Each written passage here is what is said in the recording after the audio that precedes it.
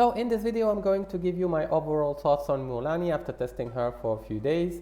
I'll be talking about the things I liked and disliked in two big chapters, the positives and the negatives, before concluding on my overall thoughts and recommendations regarding this character. But before that, huge disclaimer, this is not going to be a guide. I'm not going to talk about her kit, the way to build her and so on. I'll leave some links in the description where you can find excellent guides already made on her if you need that kind of information.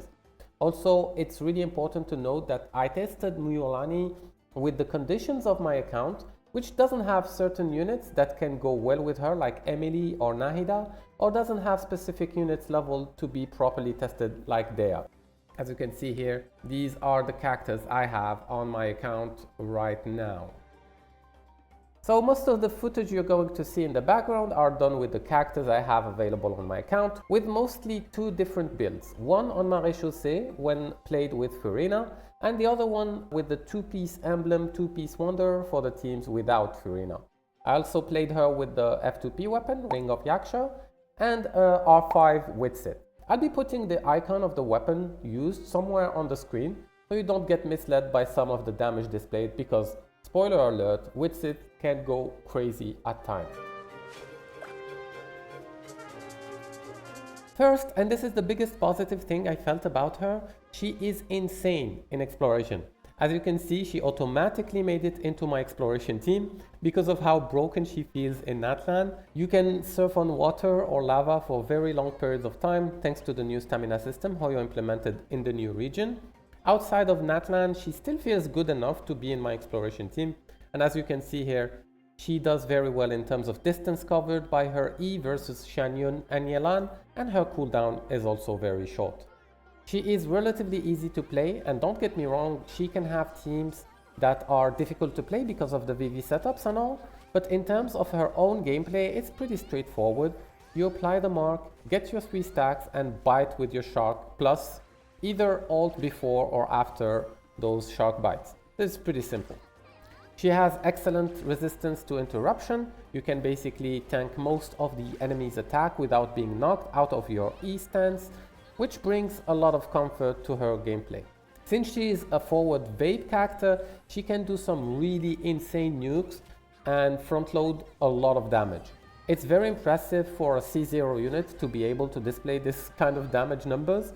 She also scales very well with investment, so getting her talents maxed and investing in her constellations and or weapon, min-maxing her artifacts, all of that will show excellent results on her. Since I just mentioned her artifacts, it's worth noting that the domain seems to be the new best efficient domain to farm for the Natlan region, which is a positive in my book. You can get her better pieces while getting the other set, which will be equipped on her support. Also, something worth noting is that both her skill and ult do a lot of damage, so in a way she is flexible and doesn't rely on only one side of her kit. She is, in my opinion, relatively free-to-play friendly, because despite her C1 being very powerful, she feels complete at C0 and not dysfunctional or having her kit being butchered to sell you the C1 like Hoyo did with other characters. She works fine with a craftable weapon and can have 4-star characters as support in her team like Xiangling, Toma or Yao Yao. In terms of gameplay, she can feel clunky at times because of multiple reasons. Sometimes she will miss her hits because of the auto-targeting system of the game, or because the enemy dodged or got finished before. And that will feel extremely bad because remember, Mualani is designed to have a few hits per rotation, but powerful ones. So if you miss one of those, it generally feels terrible and represents a huge DPS loss. Also, the way she plays is not going to be for everyone. I've seen some players criticizing the fact that you do absolutely nothing between her shark bites and you can't swap out of it. So you just move around the enemy doing nothing, which is very noticeable in single target scenarios. For me, it's not that big of an issue, at least for now, but I can definitely see how boring that could be for some players.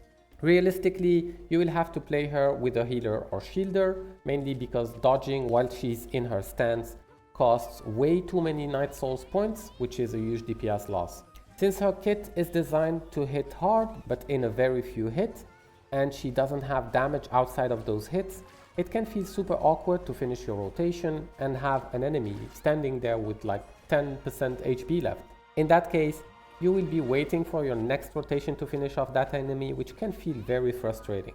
To be honest, this is one of the main reasons that made me enjoy playing her with Furina, because not only she can get access to Maréchaussée set, which is huge by the way, because I didn't start farming for her set yet, and Maréchaussée is not far behind in terms of performance. But Furina is also clutch in those situations because she can finish off those enemies. During my testing, Xiangling was both a solution to Mualani's problems, but also a problem herself because of her insane energy needs.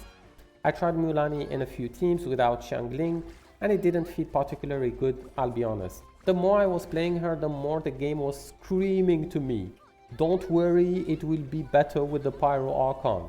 And I know, I never get into speculations or rumors, I don't look into leaks and try to judge characters as they are in the current time. I would never recommend you to get a unit on the promise of future units coming up, but I'm just expressing my feeling here. After playing with the characters I have available, she doesn't have perfect teammates yet that fully synergize with her. To end this chapter, I will rapid fire some of the points I noted regarding her cons.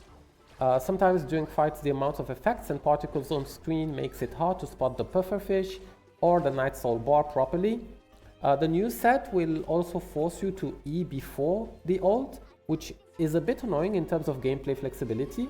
It won't be an issue for speedrunners or whatever, but for us average players, it will be a bit annoying to not have access to that 40% crit rate right away.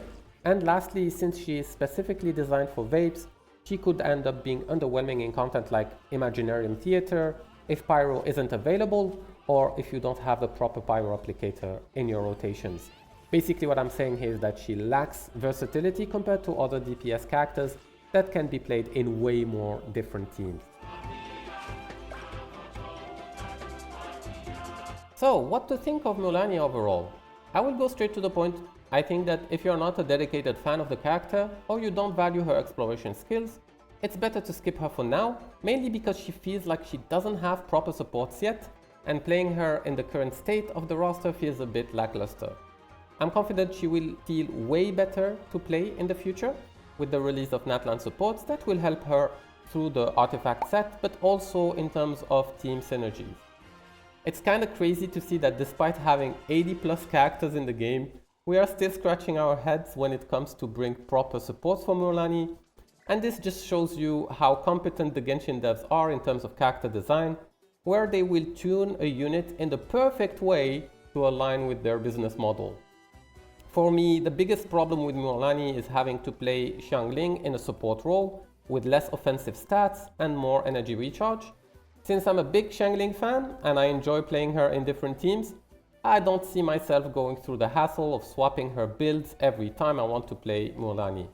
So I hope she will get a proper Pyro support in the future, ideally one that doesn't need a C6 if it's a 4-star. Please MiHoYo, I don't want to go through another Farzan incident. And that's it for me. I hope you enjoyed. If you did, please leave a like and subscribe to the channel. I'll see you in the next video. Bye!